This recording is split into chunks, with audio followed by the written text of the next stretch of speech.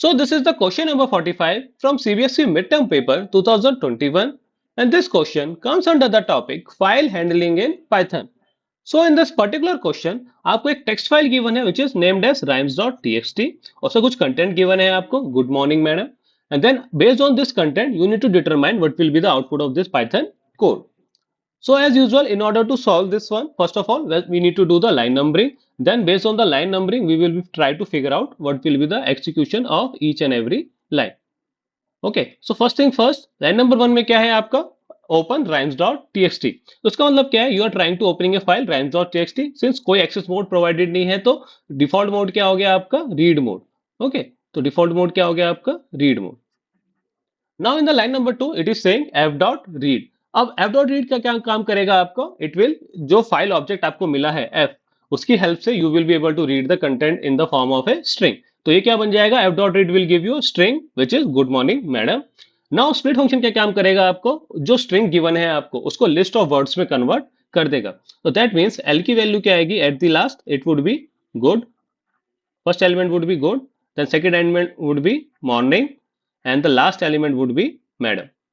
Okay, तो split function क्या करेगा आपको? लिस्ट ऑफ वर्ड्स देगा. Now in line number 3 it is saying for w in l. That means it is trying to traverse each and every word of the l. तो first case में w की value क्या आएगी आपकी? Good.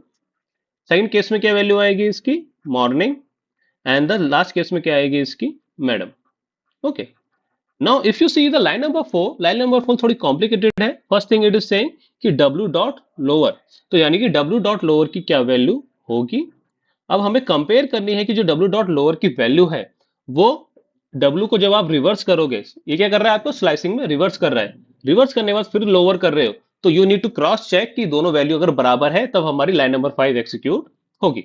तो for that we need to do first of all reversal of it. Reversal of it करने के बाद क्या करना पड़ेगा आपको? उसको लोअर में कन्वर्ट करना पड़ेगा. ठीक है, तो फर्स्ट केस में लोअर क्या आ गया आपका? जी डबल ओ डी. ना उसका रिवर्स क्या आ जाएगा आपका? डी डबल ओ जी.